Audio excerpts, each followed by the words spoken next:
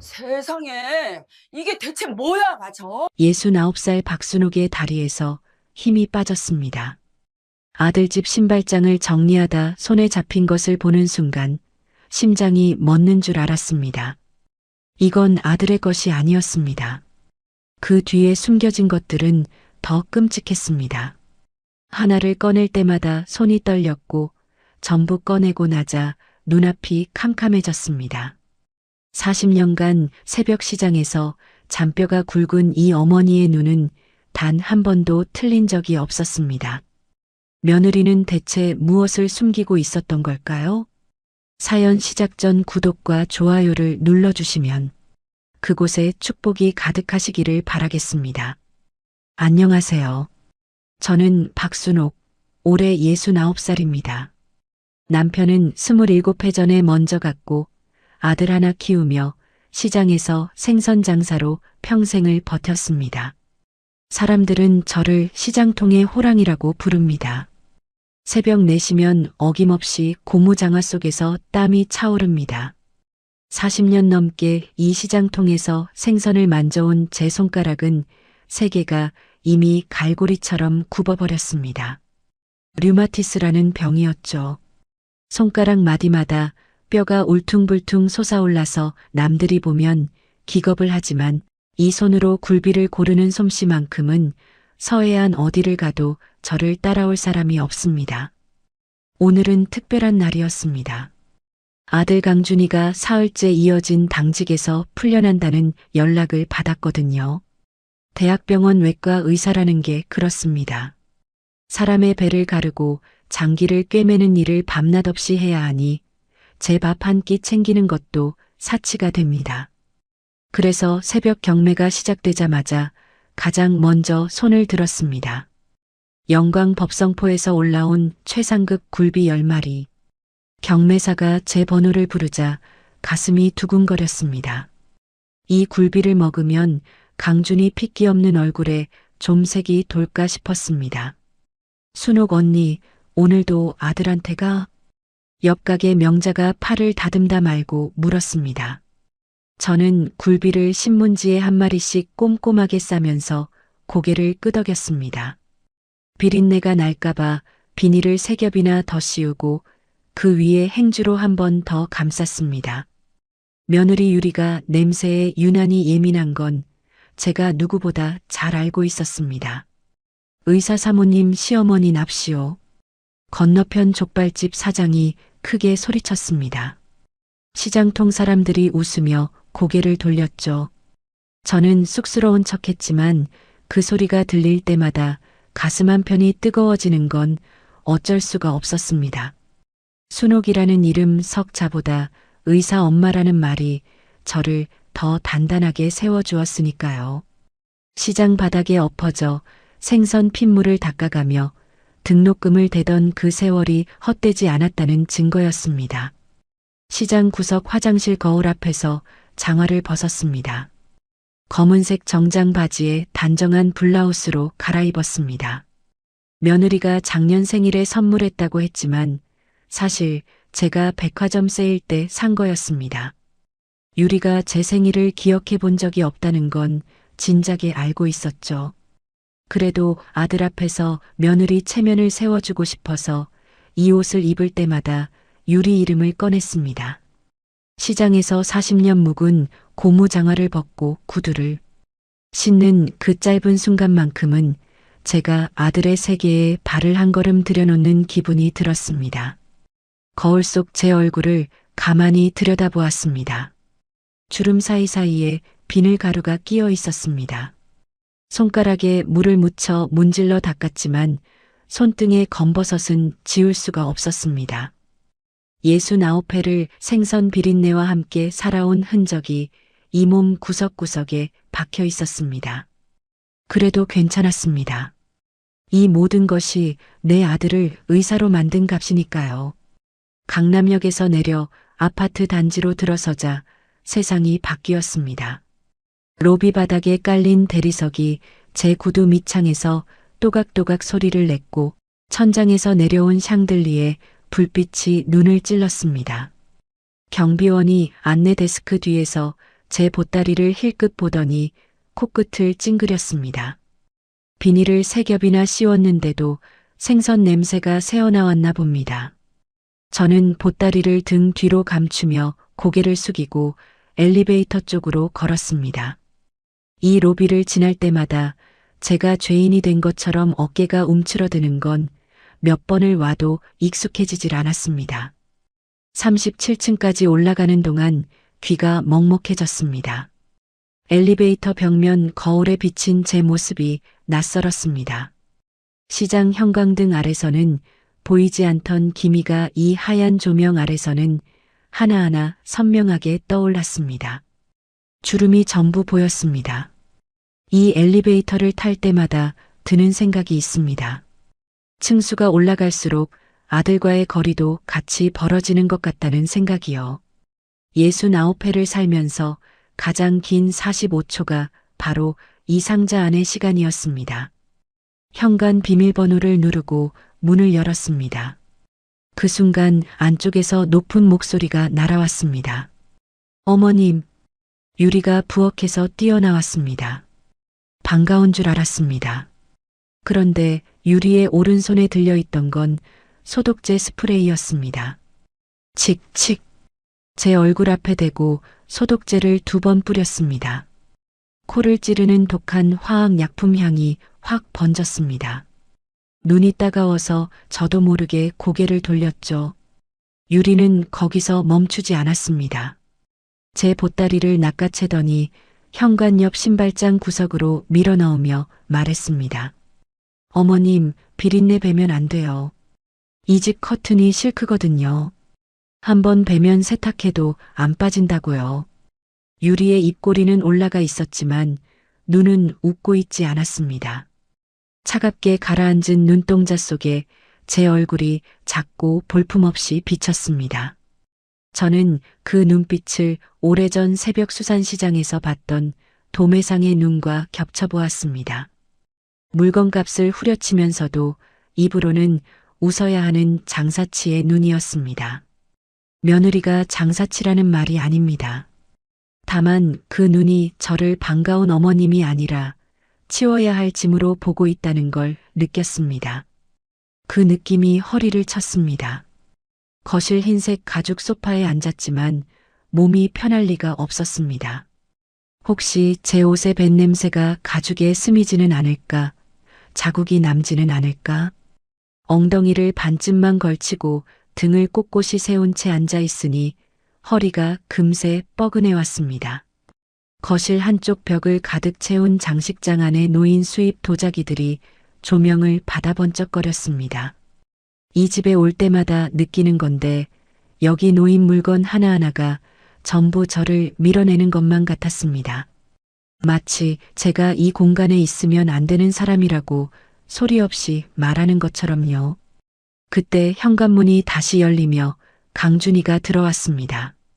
수술복 차림 그대로였습니다. 현관에서 신발을 벗다 말고 벽에 기대더니 잠깐 눈을 감았습니다. 사흘을 꼬박 세운 사람의 얼굴이었습니다. 눈 밑에 시커먼 그림자가 축 내려앉아 있었고 입술은 하얗게 말라서 갈라져 있었습니다.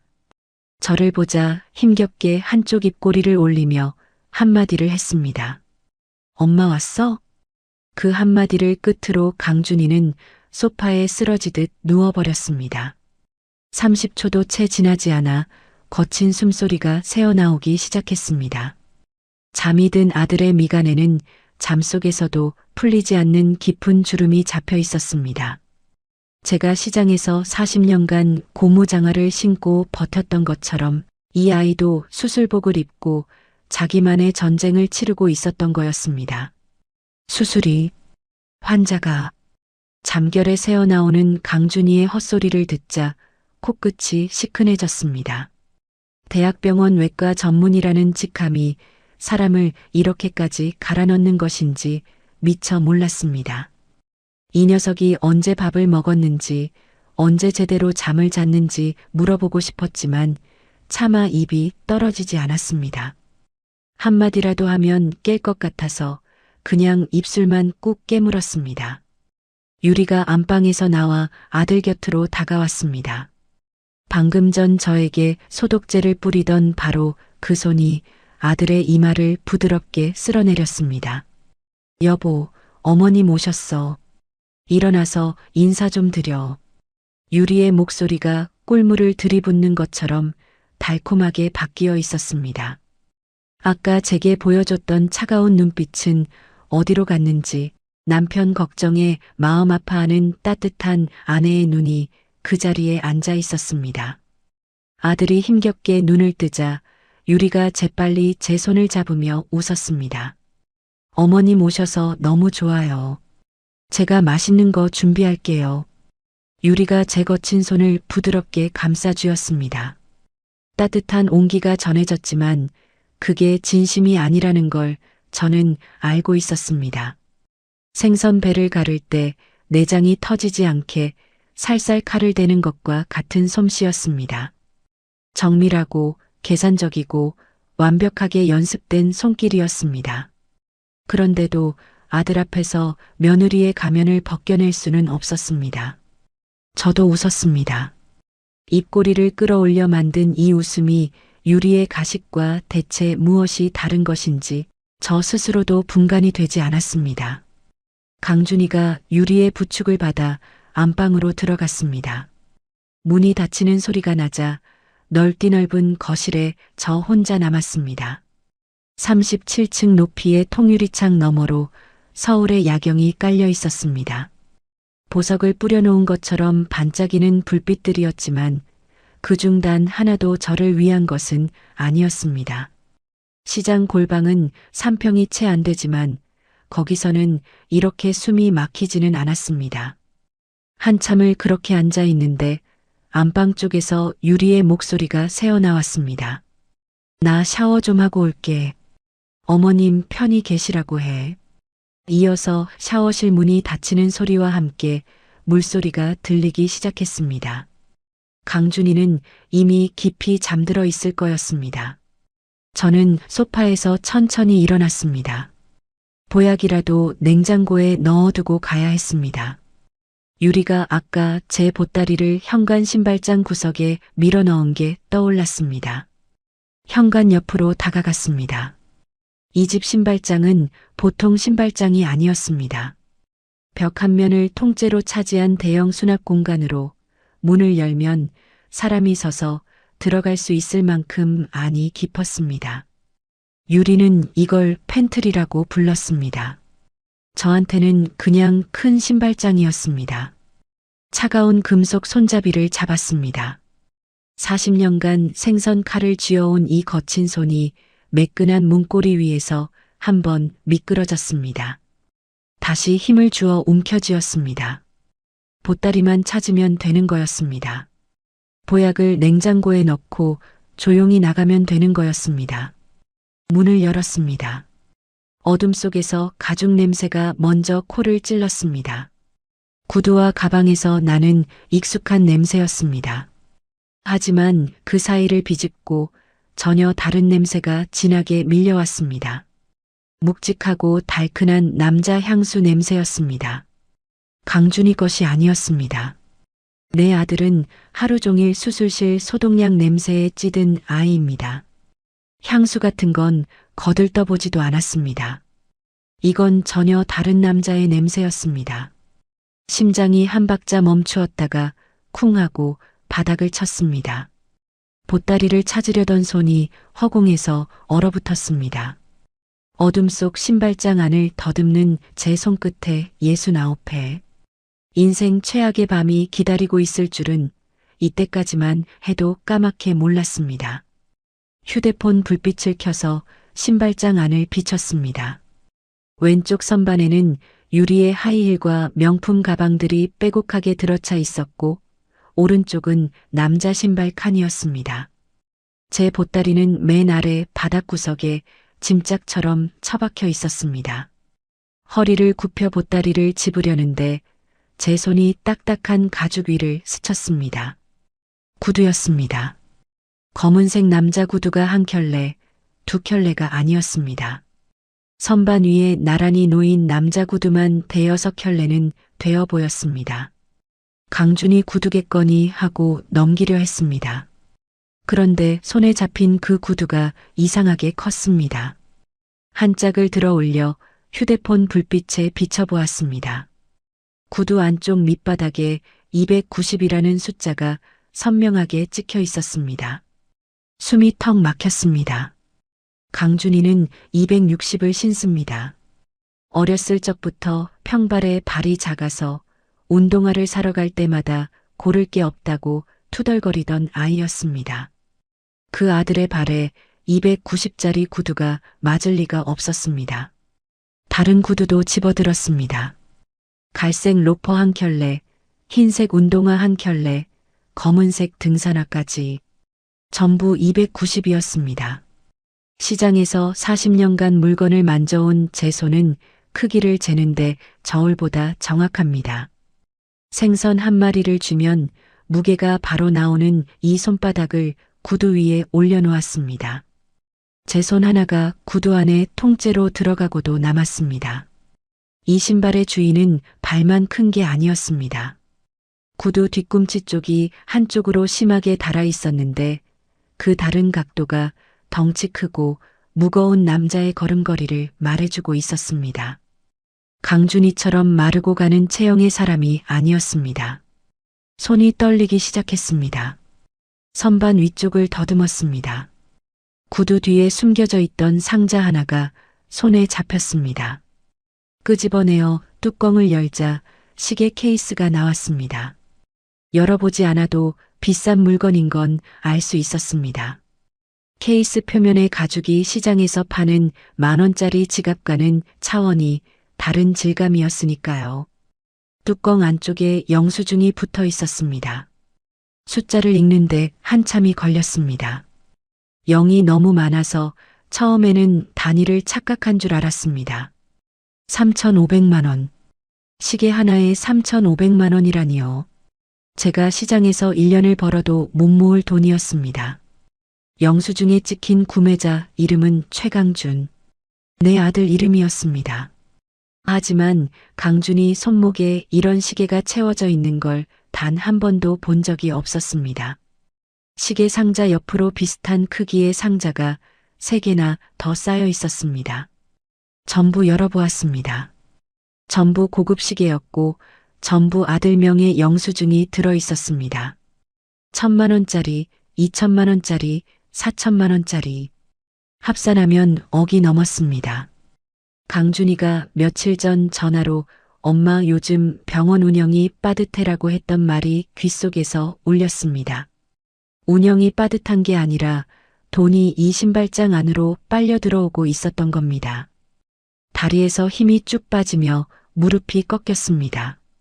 신발장 벽에 등을 기대고 간신히 버텼습니다. 허리를 세우며 안쪽을 더 살폈습니다. 선반 가장 깊은 곳, 어둠 속에 묻혀있던 물건이 손에 닿았습니다. 골프백이었습니다. 가죽 손잡이가 땀에 절어 축축했고 장갑 한 짝이 주머니에서 삐죽 튀어나와 있었습니다. 그 장갑을 꺼내 펼쳐보니 손가락 부분이 굵직하고 넓었습니다. 강준이 손은 외과 의사답게 가늘고 길었습니다.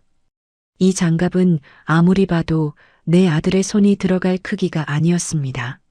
무릎 아래 바닥을 훑다가 차가운 금속 덩어리가 손끝에 걸렸습니다. 집어 올려보니 자동차 열쇠였습니다.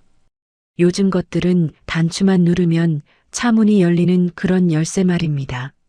납작하고 묵직한 금속 표면에 말이 뒷발로 서 있는 모양의 로고가 새겨져 있었습니다. 강준이가 타는 차는 검은색 국산 중형차였습니다. 이 열쇠는 그 차의 것이 아니었습니다. 저도 모르게 그 열쇠를 주머니 속에 쑤셔 넣었습니다. 왜 그랬는지 모릅니다. 그냥 본능이었습니다. 시장에서 수상한 물건을 발견하면 일단 쥐고 보는 버릇이 몸에 배어 있었으니까요.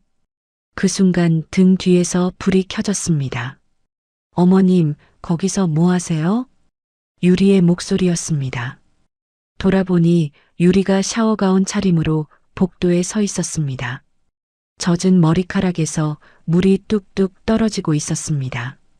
그런데 유리의 얼굴이 달랐습니다. 방금 전까지 아들 앞에서 보여주던 그 부드러운 표정이 완전히 사라져 있었습니다. 눈동자가 한순간에 시커멓게 가라앉더니 광대뼈 위로 힘줄이 돋았습니다. 이를 악물고 있는 게 턱선에서 보였습니다. 그 표정은 분노도 아니고 놀람도 아니었습니다. 들킨 짐승의 눈이었습니다. 저는 떨리는 손으로 290짜리 구두 한 짝을 들어 올렸습니다. 유리야, 이게 누구 신발이니? 유리가 대답 대신 성큼성큼 다가왔습니다.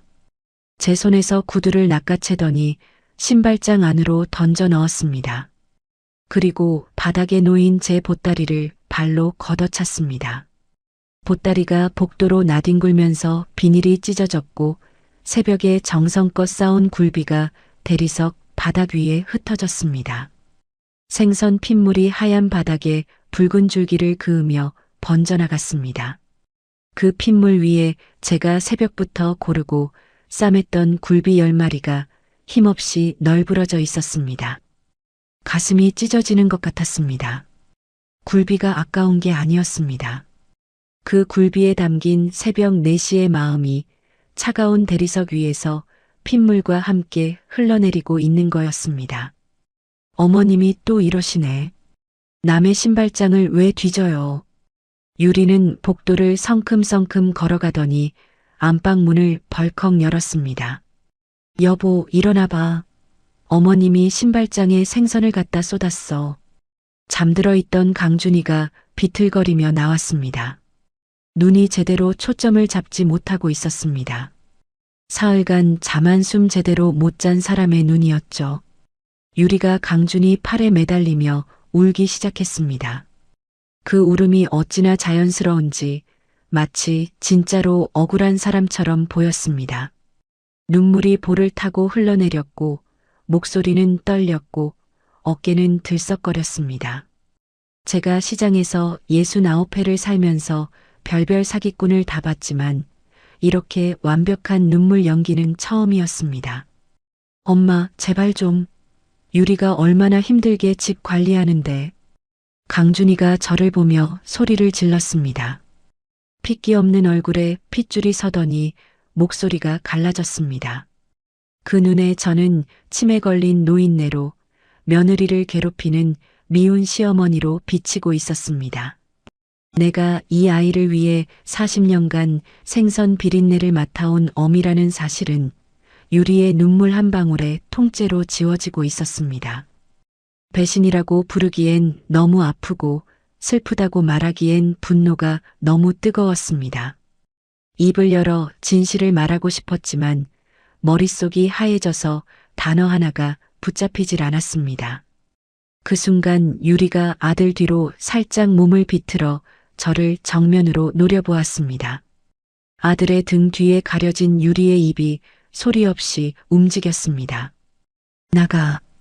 이 노인네야.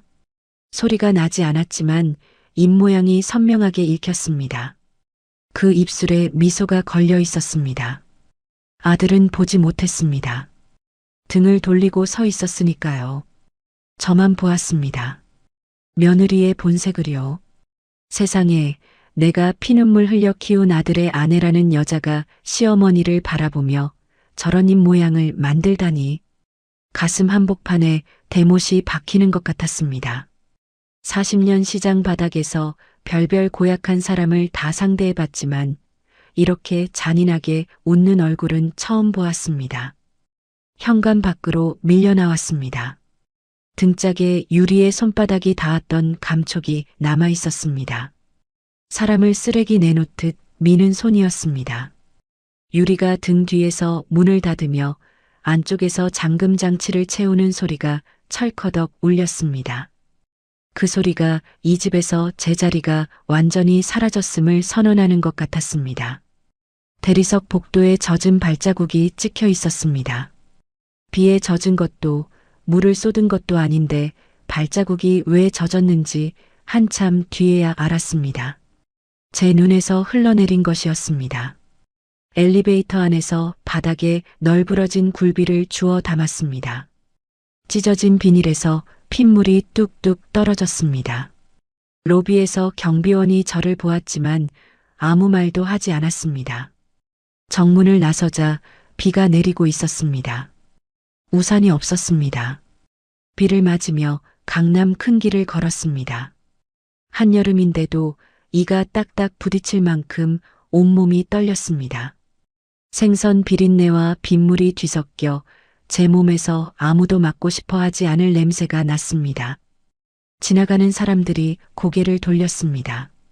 그 시선 하나하나가 비 맞은 굴비처럼 차갑게 제 등을 때렸습니다. 지하철역 의자에 앉았습니다.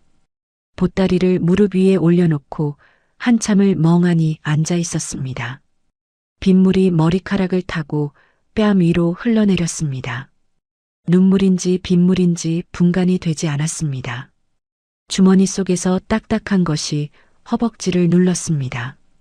신발장 바닥에서 집어넣은 그 자동차 열쇠였습니다. 꺼내서 손바닥 위에 올려놓았습니다.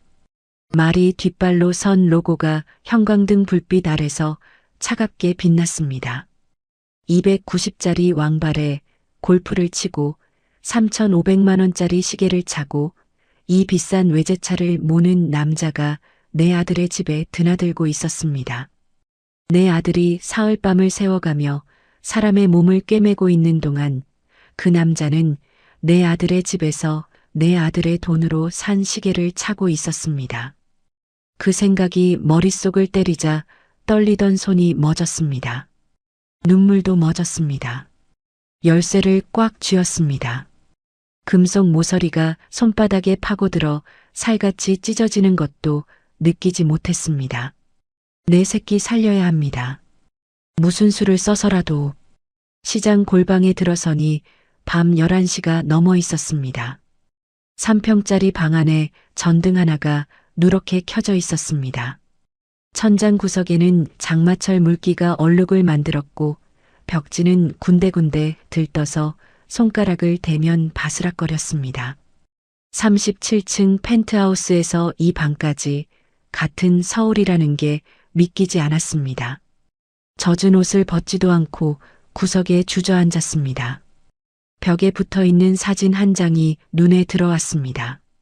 강준이가 의대 합격 통지서를 들고 제 옆에서 환하게 웃고 있는 사진이었습니다. 테이프가 누렇게 변해서 한쪽 모서리가 말려 올라가 있었지만 그 안의 웃음은 여전히 선명했습니다.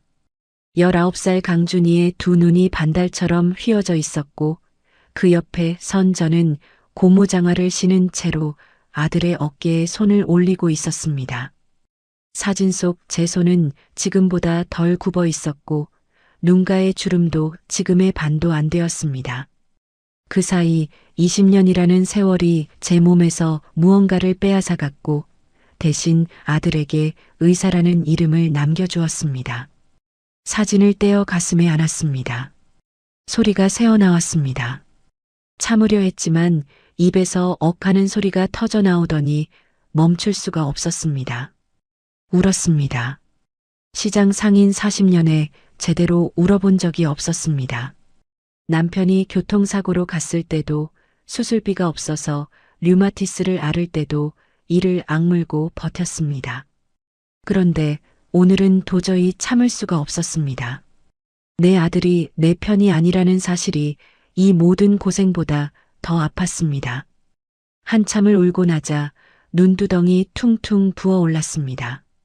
세수를 하러 일어서다가 주머니에서 딱딱한 것이 허벅지를 눌렀습니다. 아까 그 자동차 열쇠였습니다. 손바닥 위에 올려놓고 찬찬히 들여다보았습니다. 말이 뒷발로 서 있는 로고. 시장에서 이런 차를 본 적은 없었습니다. 하지만 이 로고가 무엇인지 알아내는 건 어렵지 않았습니다. 휴대폰을 꺼내 검색창에 말 로고 외제차라고 쳤습니다. 화면에 뜬 결과를 보는 순간 손가락이 멈췄습니다. 이 차의 가격이 억 단위였습니다. 제일 싼 모델이 2억 원이 넘었습니다. 강준희의 국산 중형차가 3천만 원이었던 걸 떠올리면 이 열쇠의 주인은 강준희와는 전혀 다른 세계의 사람이었습니다. 그 사람의 신발이 내 아들 집 신발장에 있고 그 사람의 골프채가 내 아들 집 구석에 처박혀 있고 그 사람의 차 열쇠가 내 아들 집 바닥에 굴러다니고 있었습니다. 속이 뒤집어졌습니다. 잠을 이룰 수가 없었습니다. 뒤척이다 새벽 5시에 일어나 명자에게 전화를 걸었습니다. 명자는 시장에서 30년 넘게 장사를 한 동갑내기 친구이자 젊은 시절에는 강남 일대 고급주택에서 가사도우미로도 일했던 사람이었습니다. 그쪽 동네 사정이라면 명자만큼 빠삭한 사람이 없었습니다. 명자야, 부탁이 하나 있어. 우리 며느리 친정이라는 데가 진짜 그 집인지 좀 알아봐 줄 수 있겠니? 명자가 뜸을 들이더니 조심스럽게 물었습니다. 순호가 무슨 일 있어? 전부 말할 수는 없었습니다. 아직은 확신이 아닌 의심 단계였으니까요. 그저 좀 이상한 게 있어서 그렇다고만 했습니다. 명자는 더 캐묻지 않았습니다. 오래 알고 지낸 사이니까 제 목소리만 들어도 심상치 않다는 걸 알았을 겁니다. 알아보겠다는 말 한마디와 함께 전화가 끊겼습니다. 오전 장사를 마치고 가게 뒤편에서 고등어를 손질하고 있는데 명자가 헐레벌떡 달려왔습니다. 얼굴이 하얗게 질려 있었습니다. 명자가 제 손목을 잡아 끌더니 골목 안쪽 그늘로 데려갔습니다. 순호가 그 집, 내 며느리 친정집 아니야. 숨을 고르던 명자의 말이 이어졌습니다. 유리가 친정이라고 소개했던 그 저택은 유리의 집이 아니었습니다. 유리가 결혼 전에 잠시 가사도우미로 들어가 일했던 집이었습니다. 명자의 옛 동료가 그 저택에서 지금도 일하고 있었는데 유리의 사진을 보여주니 바로 알아보았다고 했습니다. 심지어 그 집 주인은 유리가 일하던 도중 금붙이가 사라져서 내보낸 거라고 했습니다. 다리에 힘이 풀렸습니다. 생선 칼을 쥐고 있던 손에서 힘이 빠져 칼이 도마 위에 쨍하고 떨어졌습니다. 명문가 교수 집안 딸이라고 했던 유리의 말이 전부 거짓이었습니다. 맞선 자리에서 유리의 어머니라고 앉아있던 그 여자는 대체 누구였단 말입니까? 강준희가 내과 전공의 시절 병원 일에 지쳐 판단력이 흐려져 있을 때 유리가 접근한 거였습니다. 사냥감을 고르듯이 내 아들을 골랐던 겁니다. 오후 2시쯤 휴대폰이 울렸습니다. 강준희 번호가 떴습니다. 가슴이 철렁 내려앉으며 동시에 기대가 피어올랐습니다. 혹시 아들이 후회하고 전화한 건 아닐까? 떨리는 손으로 전화를 받았습니다. 하지만 강준희의 첫마디는 칼날보다 차가웠습니다. 엄마, 나 문자 보냈으니까 확인해. 유리가 알아본 데가 있대. 좋은 병원이래. 전화가 끊기고 문자가 도착했습니다. 치매 정밀 검사 전문 병원의 주소와 예약 날짜가 적혀 있었습니다. 유리가 알아본 곳이었습니다. 내 아들이, 내가 배 골아가며 키운 그 아들이 제 어미를 치매 환자로 몰아 병원에 가두려 하고 있었습니다. 유리가 시킨 거라는 건 뻔했습니다. 하지만 그 문자를 보낸 건 강준희의 손가락이었습니다. 아들의 손가락이 어미의 가슴에 못을 박았습니다. 휴대폰을 쥔 손이 사시나무처럼 떨렸습니다. 전화를 다시 걸었습니다. 신호가 가지 않았습니다. 1번, 2번, 3번. 수신 거부였습니다. 유리가 차단시킨 게 분명했습니다. 귀에 대고 있던 전화기를 천천히 내렸습니다. 또 울고 싶었지만 이번에는 참았습니다. 울어봤자 이 전화가 연결될 리 없었으니까요. 그날 밤 시장 가게 셔터를 내리고 불을 끈 채 혼자 앉아 머리를 굴렸습니다. 신발장에서 본 것들을 하나하나 떠올리며 기억나는 대로 종이에 적었습니다. 290짜리 구두 대여섯 켤레. 어기넘는 시계 4개, 전부 아들 명의, 골프백과 왕발 장갑, 외제차 열쇠, 그리고 며칠 전 강준이가 했던 말, 병원 운영이 빠듯하다는 말. 종이 위에 적힌 것들을 가만히 내려다보니 하나의 그림이 그려졌습니다. 돈이 강준이의 주머니에서 빠져나가 다른 남자의 손목과 발과 차고에 쌓이고 있는 그림이었습니다. 며느리가 파이프였습니다. 아들의 피를 빨아서 다른 남자에게 수혈해주는 파이프. 휴대폰으로 유리의 사회관계망 계정을 찾았습니다. 유리는 사진을 자주 올리는 사람이었습니다. 고급 음식점에서 찍은 사진, 백화점 쇼핑백을 들고 찍은 사진, 호텔 수영장에서 찍은 사진. 전부 의사 사모님의 화려한 일상이었습니다. 그런데 사진들을 하나씩 넘기다 보니 이상한 점이 보이기 시작했습니다. 음식점 사진에 와인잔이 2개 놓여 있었습니다. 유리꽃 하나, 맞은편에 하나. 그런데 맞은편 잔 옆에 노인 손이 찍혀 있었습니다. 사진 가장자리에 간신히 걸친 그 손은 굵고 시커먼 남자의 손이었습니다. 강준이의 가늘고 하얀 외과 의사 손이 아니었습니다. 다른 사진에서도 비슷한 흔적이 나왔습니다. 호텔 거울에 희미하게 비친 덩치 큰 남자의 실루엣, 골프장 사진 구석에 찍힌 남자용 선글라스, 유리가 올린 화려한 사진들 속에 290짜리 왕발의 그림자가 스며들어 있었습니다. 손가락이 굳어 있어서 화면을 넘기는 것도 힘들었습니다. 하지만 멈출 수 없었습니다. 한 장 한 장이 증거였습니다. 시장에서 생선의 신선도를 눈으로 가려내듯 저는 유리의 사진 속에서 거짓과 진실을 골라내고 있었습니다. 이튿날 아침 시장에 나가니 소문이 돌고 있었습니다. 어제 비 맞고 들어온 제 모습을 본 상인들이 걱정하고 있었던 겁니다. 건어물 가게 복순이 언니가 제 앞에 와서 어깨를 잡았습니다. 순호가 무슨 일이야? 얼굴이 반쪽이 됐어. 시장 사람들이 하나둘 모여들었습니다. 족발집 사장도, 떡볶이집 아줌마도, 과일가게 사장도 와서 저를 둘러쌌습니다. 걱정스러운 눈들이 저를 바라보고 있었습니다. 전부 말하고 싶었습니다. 속이 터질 것 같았습니다. 하지만 입을 열면 우리 아들 이야기를 해야 했고, 그건 곧 자식 농사 실패를 온 시장에 알리는 것이나 마찬가지였습니다. 그래서 웃었습니다. 시장 바닥에서 40년간 갈고 닦은 그 억지 웃음을 꺼내 입에 붙였습니다. 아이고, 별일 아니야. 비 좀 맞았다고 다들 왜 이래. 상인들이 의심스러운 눈으로 바라봤지만 더 캐묻지는 않았습니다. 하지만 복순이 언니가 돌아서면서 제 등을 토닥이며 한마디를 남겼습니다. 힘든 거 있으면 참지 마. 우리가 뭐라도 해줄게.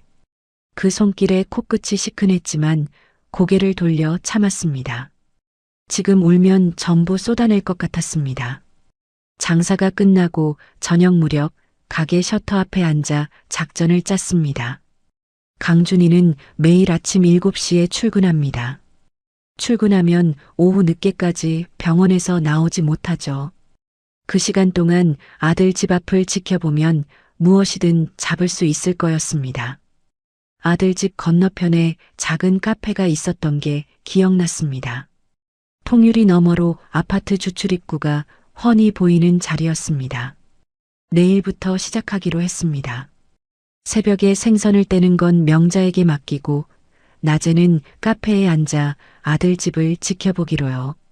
생선을 잡는 대신 여우를 잡는 겁니다. 40년간 비린내를 맡아온 이 코가 거짓말 냄새를 못 맡을 리가 없었습니다. 종이에 적어두었던 메모를 다시 펼쳤습니다. 290짜리 구두, 억대시계, 외제차 열쇠. 이것들의 진짜 주인을 찾아야 했습니다. 유리의 정체도 더 깊이 파헤쳐야 했습니다. 명문가 교수 딸이 아니라면 이 여자는 대체 누구이고 어디서 왔으며 왜 내 아들에게 붙었는지를 낱낱이 밝혀야 했습니다. 도마 위에 올려둔 생선 칼을 집어들었습니다.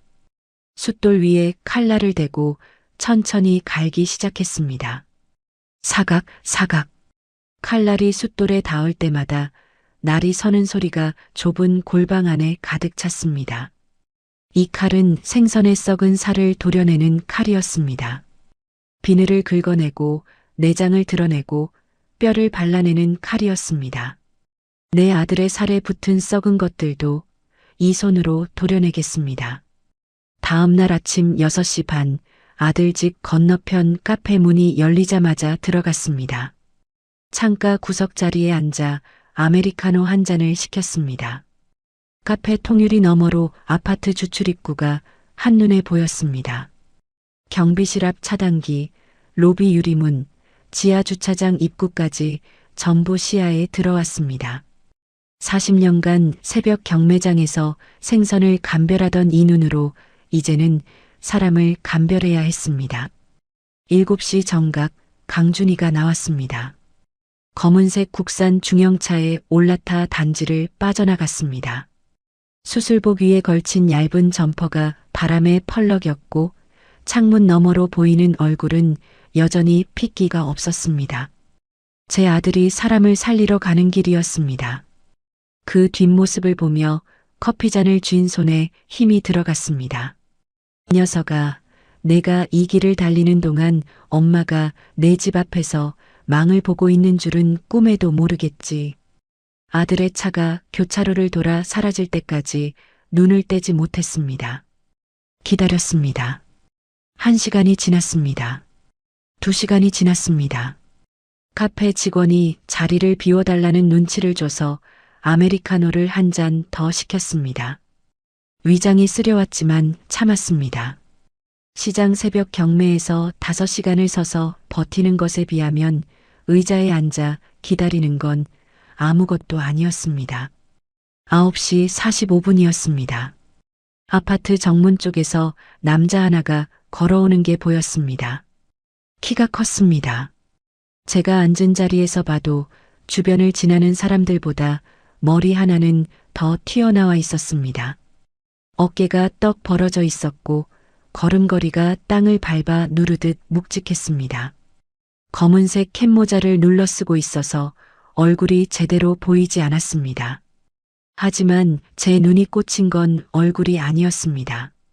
발이었습니다. 그 남자의 발이 비정상적으로 컸습니다. 운동화 앞코가 길고 넓었습니다. 290짜리 왕발. 신발장에서 만졌던 바로 그 크기였습니다. 심장이 가슴뼈를 때리기 시작했습니다. 남자가 로비 앞에 서더니 주머니에서 무언가를 꺼냈습니다. 출입 카드였습니다. 경비원에게 카드를 찍고 아무렇지도 않게 로비 안으로 들어갔습니다. 경비원이 고개를 숙여 인사까지 했습니다. 이 남자가 한두 번 온 게 아니라는 뜻이었습니다. 경비원이 알아볼 정도로 자주 드나들었다는 뜻이었습니다. 휴대폰을 꺼냈습니다. 손이 너무 떨려서 화면을 2번이나 놓칠 뻔했습니다. 카메라를 켜고 남자가 로비 안에서 엘리베이터를 기다리는 모습을 찍었습니다. 유리 너머라 선명하진 않았지만 키와 체격과 그 거대한 발은 분명하게 잡혔습니다. 셔터를 누르는 손가락이 얼음장처럼 차가웠습니다. 강준이가 출근한 지 채 3시간도 안 돼서였습니다. 저 남자는 비밀번호가 아닌 출입카드를 가지고 있었습니다. 유리가 따로 만들어준 카드가 틀림없었습니다. 내 아들이 사람의 배를 열고 장기를 꿰매고 있는 시간에 저 남자는 당당하게 내 아들의 집 문을 열고 들어가고 있었습니다. 커피잔을 쥔 손에 금이 갈 것처럼 힘이 들어갔습니다. 카페를 나와 아파트 지하 주차장으로 내려갔습니다. 입주민이 나오는 틈을 타서 차단기 안쪽으로 들어섰습니다. 콘크리트 바닥에 구두 소리가 울렸습니다. 형광등이 지직거리며 차가운 빛을 뿌리고 있었습니다. 주머니에서 그 열쇠를 꺼냈습니다.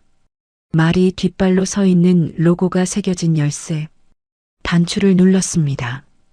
삑 하는 소리와 함께 주차장 한쪽 구석에서 비상등이 번쩍 깜빡였습니다. 빨간색 스포츠카였습니다. 낮은 차체에 길쭉한 보닛, 시장 앞 도로에서는 한 번도 본 적 없는 모양이었습니다. 저 차 한 대면 시장 가게 10채를 살 수 있을 겁니다. 그리고 저 차를 산 돈이 내 아들의 피와 땀에서 나온 것이라는 생각에 눈앞이 시뻘겋게 물들었습니다. 차 옆에 서서 보닛 위에 손을 얹었습니다. 매끈한 금속이 차가웠습니다. 내 아들이 사흘밤을 새워 벌어들인 돈이 이 차가운 쇳덩이로 바뀌어 여기 서 있는 거였습니다. 사흘을 더 카페에 앉았습니다. 그 남자는 매일 왔습니다. 강준이가 출근하고 1시간에서 2시간 사이 정확하게 같은 시간대에 나타나 같은 출입 카드를 찍고 들어갔습니다. 나올 때는 오후 서너 시쯤이었습니다. 저는 매번 사진을 찍었습니다. 날짜와 시간이 찍힌 사진이 휴대폰 안에 쌓여갔습니다. 넷째 날 명자가 새로운 소식을 가져왔습니다. 명자의 옛 동료 네트워크가 유리의 과거를 더 깊이 파헤친 결과였습니다. 유리의 본명은 정유리가 아니었습니다. 정춘자. 그게 진짜 이름이었습니다. 신용불량 이력이 있었고 결혼 전에 이름을 바꾼 거였습니다. 명자가 건네준 서류 복사본에는 정춘자라는 이름 옆에 과거 주소와 연락처, 신용불량 등재 날짜까지 적혀 있었습니다. 서류를 받아든 손이 부들부들 떨렸습니다. 더 이상 참을 수가 없었습니다.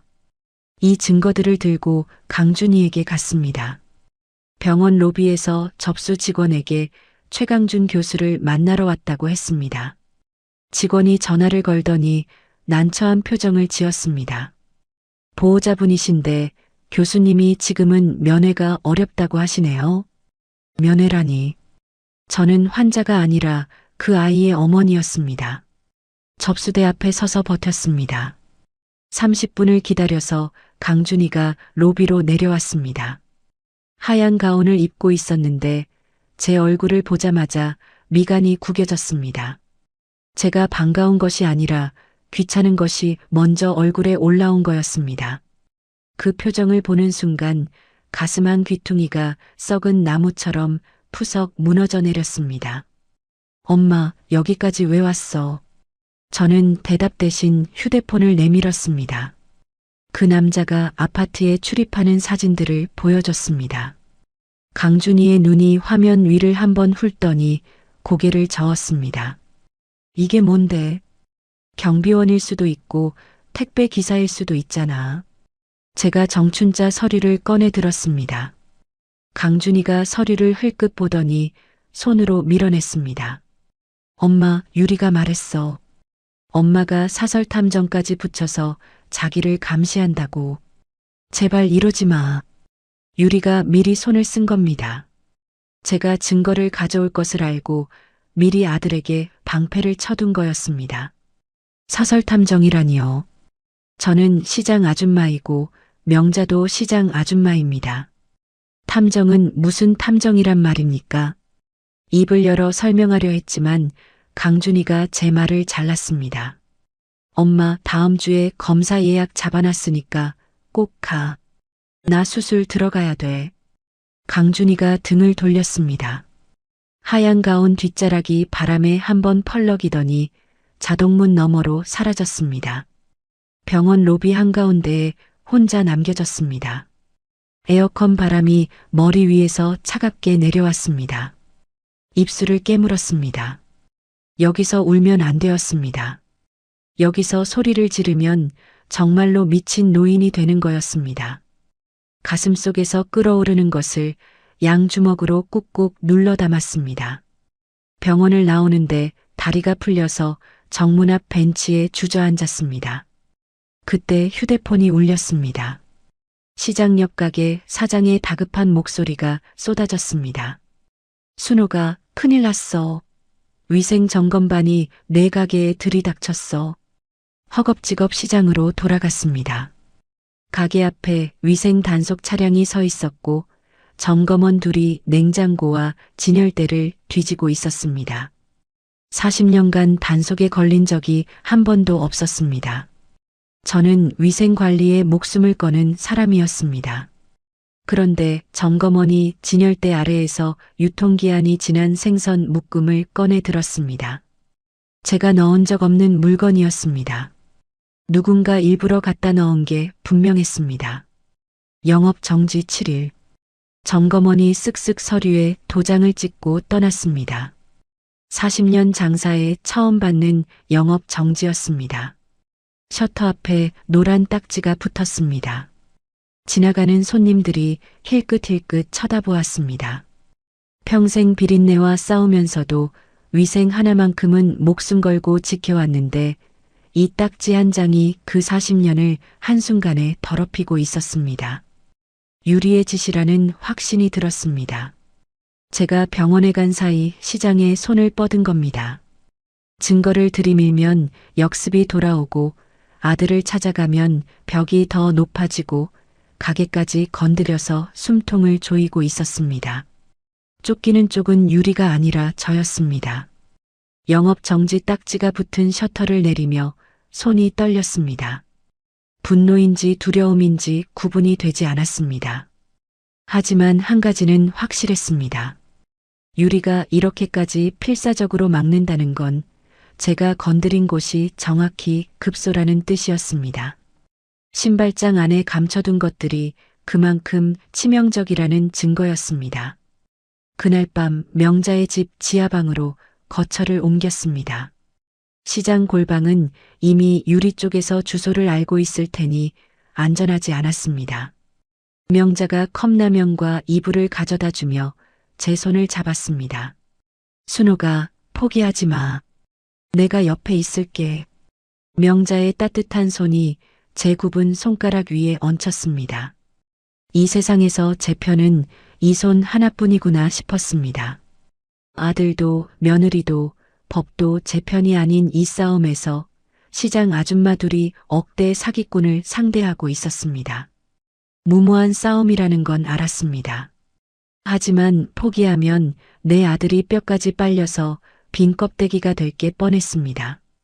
생선도 가시를 세우고 버티는데 어미가 제 새끼 앞에서 가시 하나 못 세우면 그건 어미가 아니었습니다.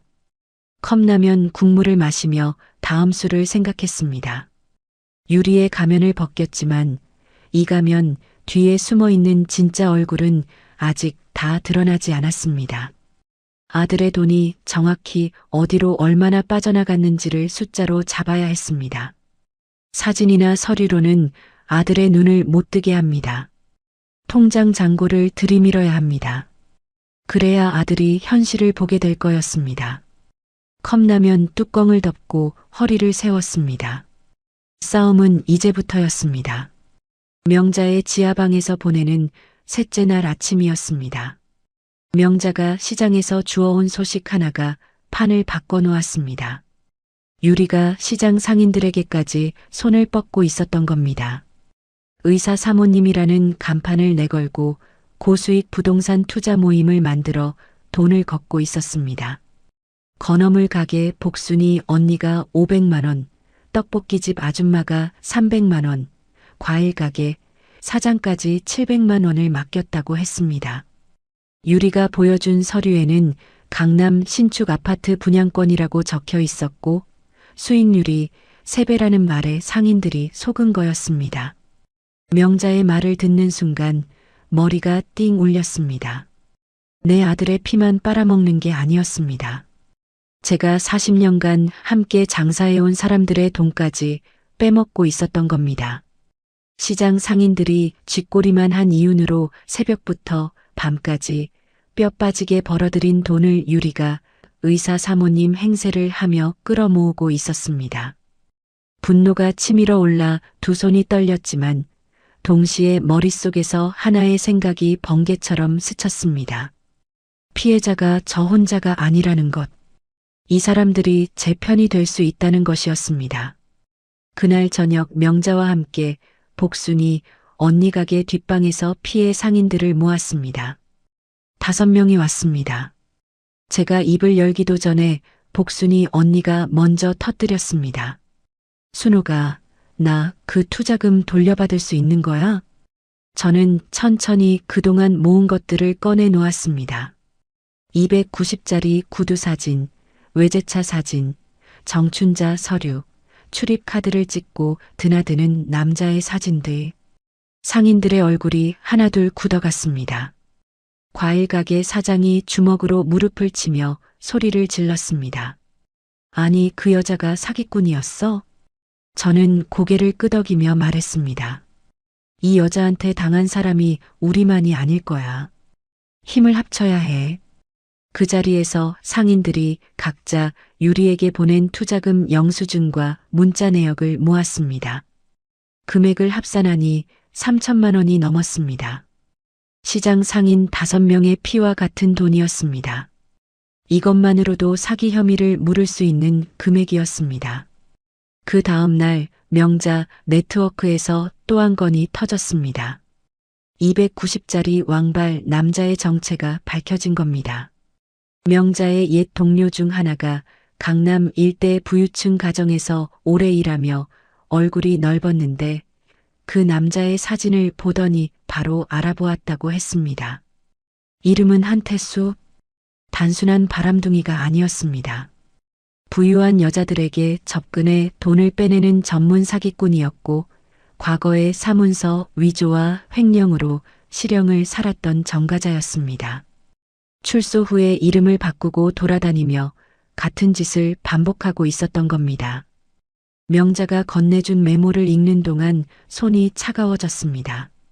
유리와 한태수, 이 둘이 짝을 지어 내 아들에게 붙은 거였습니다. 유리가 안에서 문을 열어주고 한태수가 들어와 금고를 털어가는 구조였습니다.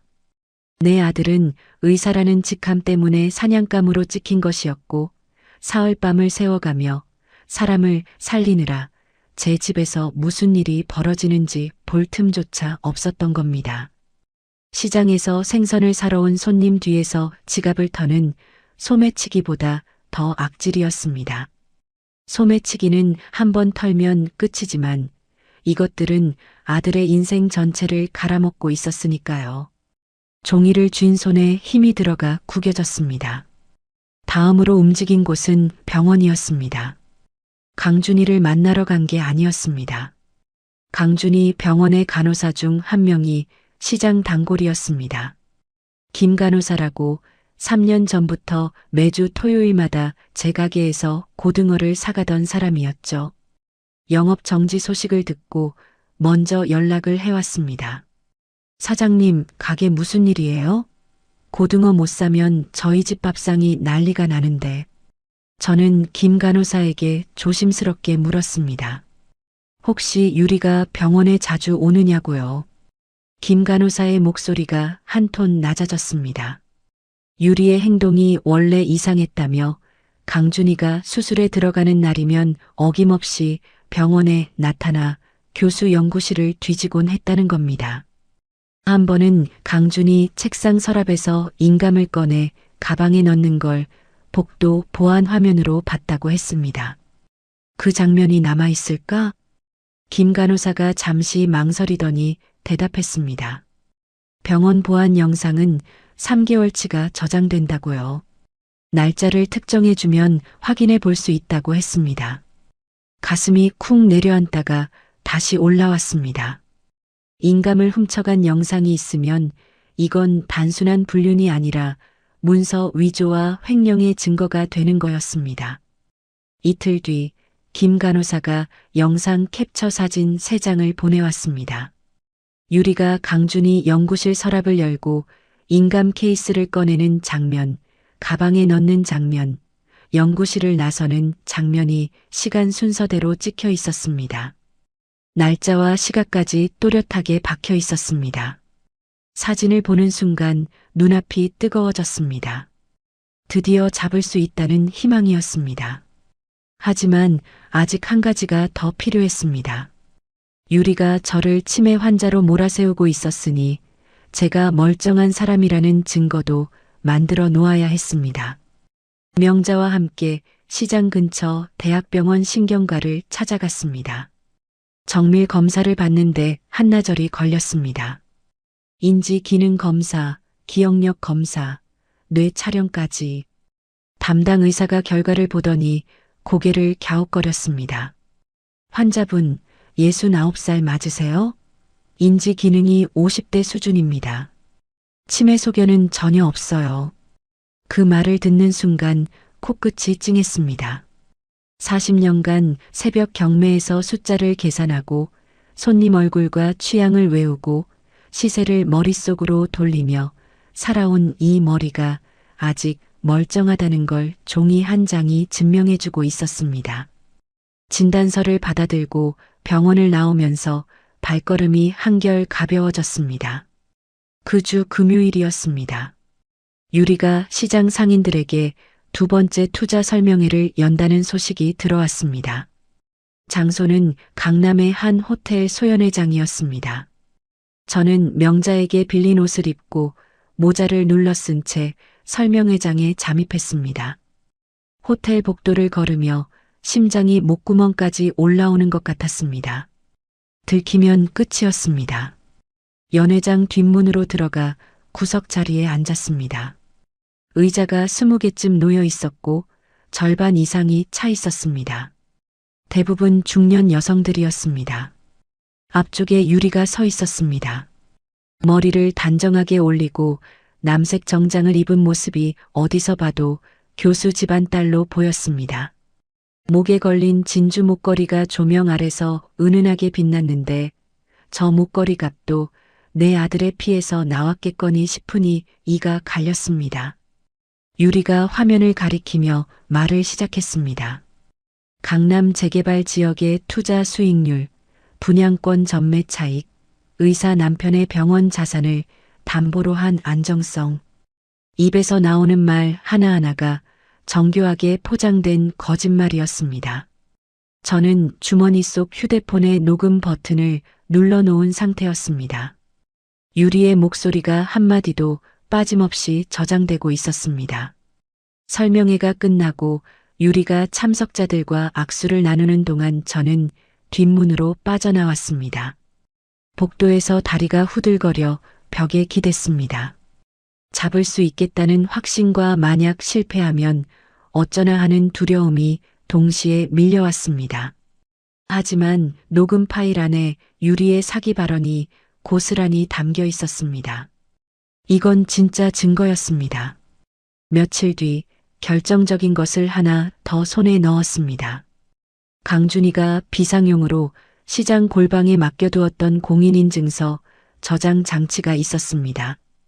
몇 년 전 강준이가 제게 맡기며 혹시 모르니까 보관해줘라고 했던 것이었죠. 영업 정지를 당해 쫓겨날 때 미처 챙기지 못했는데 명자가 가게 뒷방 서랍에서 찾아낸 겁니다. 떨리는 손으로 강준이의 은행 계좌에 접속했습니다. 화면에 뜬 숫자를 보는 순간 눈앞이 캄캄해졌습니다. 잔고가 80만 원이었습니다. 대학병원 외과 교수의 통장에 80만 원. 출금 내역을 넘겨보니 매달 수천만 원씩 같은 계좌로 빠져나가고 있었습니다. 그 계좌의 예금주 이름은 한태수. 290짜리 왕발 남자였습니다. 3개월치 내역만 합산해도 2억 원이 넘었습니다. 강준이의 월급이 통장에 찍히는 날마다 며칠 안에 깡그리 빠져나가고 있었습니다. 의사 월급이 아무리 많다 한들 이 속도라면 병원 운영 자금까지 바닥날 게 뻔했습니다. 아니, 이미 바닥이 나고 있는 거였습니다. 화면을 내려다보며 눈에서 물이 흘렀습니다. 소리를 내지 않았습니다. 울 때가 아니었습니다. 숫자가 또렷하게 보여야 했으니까요. 캡처를 눌러 화면을 저장했습니다. 1장, 2장, 석 장. 이체 내역 전부를 빠짐없이 남겼습니다.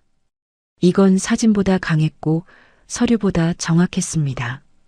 아들이 아무리 눈을 감아도 이 숫자 앞에서는 현실을 부정할 수 없을 터였습니다.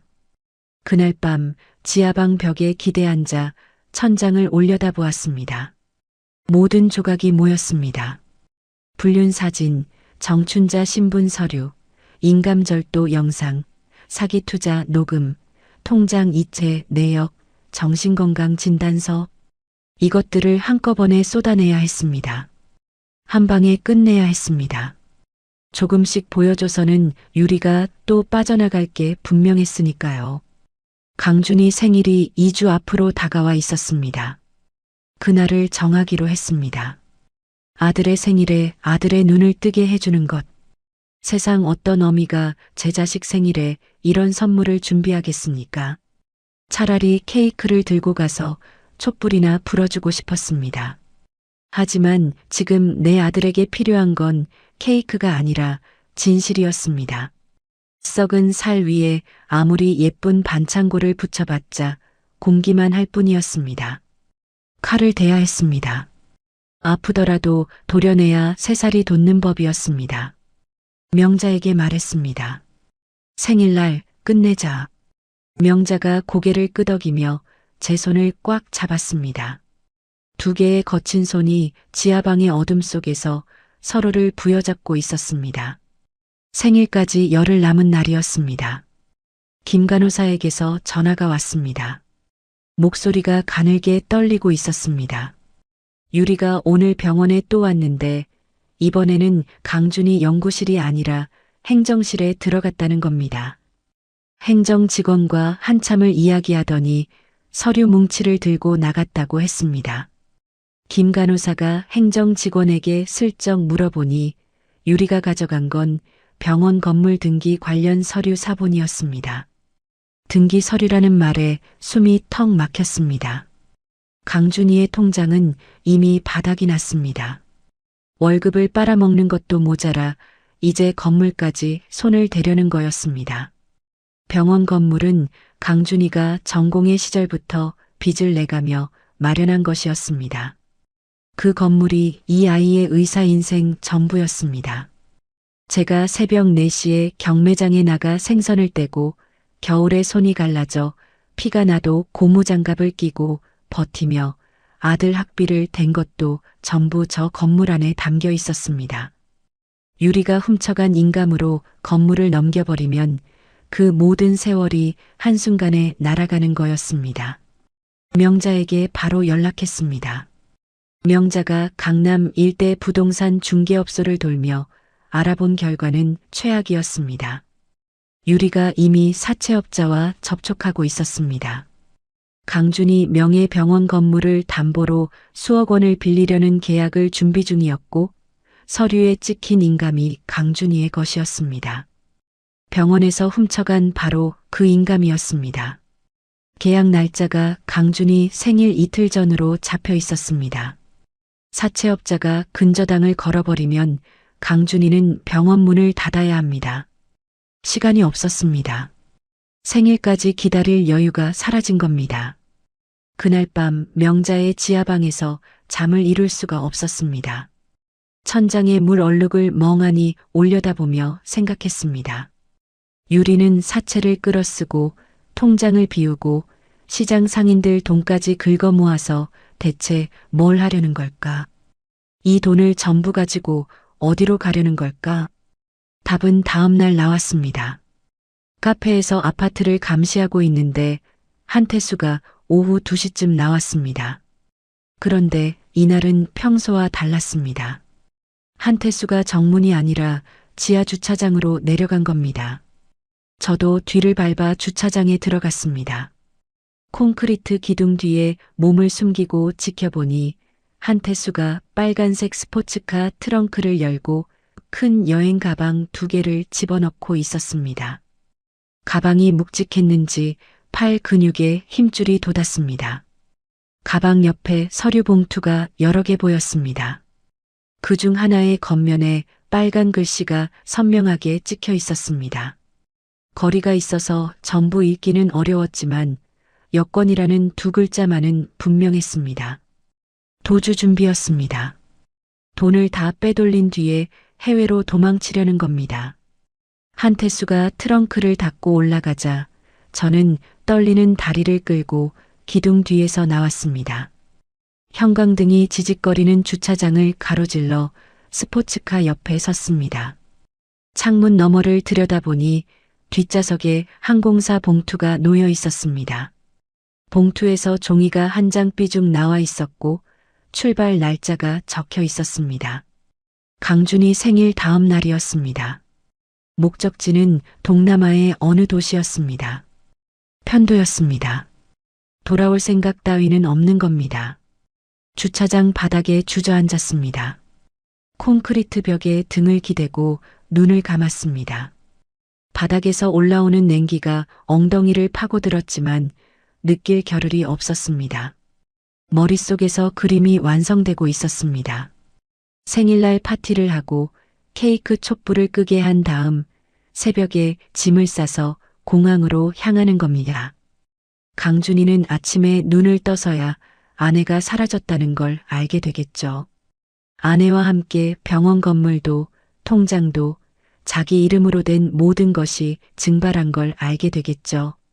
38살 외과 의사가 하루아침에 빚더미 위에 혼자 서는 겁니다. 수술실에서 환자의 생명을 살리는 손이 자기 인생은 구하지 못한 채 허공을 움켜쥐게 되는 겁니다. 그 장면을 상상하니 위장이 뒤틀려서 주차장 구석에서 잠깐 허리를 굽혔습니다. 토할 것 같았지만 억지로 삼켰습니다. 계획을 앞당겨야 했습니다. 사채 계약 전에 끝내야 했습니다. 명자의 지하방으로 돌아가 상인들에게 긴급 연락을 돌렸습니다. 그날 저녁 복순이 언니 가게 뒷방에 다시 모였습니다. 이번에는 한 사람이 더 왔습니다. 족발집 사장의 매형이었는데 강력반에서 30년을 근무하고 작년에 퇴직한 형사 출신이었습니다. 족발집 사장이 사정을 말하자 직접 나서겠다고 한 거였습니다. 이마에 깊은 주름이 세 줄 패어 있었고 악수할 때 손아귀 힘이 장사였습니다. 이 사람이라면 믿을 수 있겠다는 느낌이 왔습니다. 은퇴 형사가 증거들을 하나하나 살펴보았습니다. 사진, 서류, 영상 캡처, 녹음 파일, 통장 이체 내역. 두꺼운 손가락이 서류 위를 천천히 짚어가다가 이체 내역에서 멈췄습니다. 안경을 고쳐 쓰고 숫자를 다시 들여다보더니 혀를 찼습니다. 이 정도면 사기, 횡령, 사문서, 위조 전부 걸려요. 근데 현행범으로 잡아야 확실합니다. 증거만 들이밀면 저쪽이 변호사 세워서 빠져나갈 수 있어요. 현행범이라는 말에 가슴이 쿵 내려앉았습니다. 하지만 형사가 말을 이었습니다. 사채 계약 현장이나 도주 현장을 덮으면 빠져나갈 구멍이 없다고요. 현직에 있는 후배에게 연락을 넣어 사전 제보를 하겠다고 했습니다. 경찰이 매복하고 있다가 현장을 잡는 겁니다. 문제는 강준이었습니다. 경찰이 유리를 잡아가도 강준이가 직접 목격하지 못하면 이 아이는 또 유리 편을 들 겁니다. 병원에서 서류를 손으로 밀어냈던 그 눈빛이 아직도 선했습니다. 아들이 제 눈으로 보아야 했습니다. 유리의 민낯을, 한태수의 존재를, 신발장 뒤에 숨겨둔 모든 것을 직접 보아야 했습니다. 강준이에게 문자를 보냈습니다. 수신 거부가 되어 있었지만 병원 번호로 우회해서 보냈습니다. 글자를 치는 손가락이 자꾸 미끄러졌습니다. 생선 비늘을 긁어내던 이 손가락이 작은 글자판 위에서는 서투르기만 했습니다. 여러 번 지우고 다시 쳤습니다. 마지막으로 밥 한 끼만 같이 먹자. 엄마가 미역국 끓여 놓을게. 보내기를 누르고 화면을 뒤집어 내려놓았습니다. 30분이 지났습니다. 1시간이 지났습니다. 휴대폰을 들었다 놓았다를 10번은 했습니다. 포기하려는 순간 화면이 켜졌습니다. 알겠어. 단 2글자였습니다. 하지만 그 2글자에 무릎이 풀렸습니다. 휴대폰을 가슴에 꾹 눌러 안았습니다. 유리가 아무리 벽을 쳐도 어미에게 밥 한 끼 먹으러 오겠다는 마음이 아직 남아있다는 것. 그 마지막 양심을 붙잡고 진실을 보여줄 수 있다는 것이었습니다.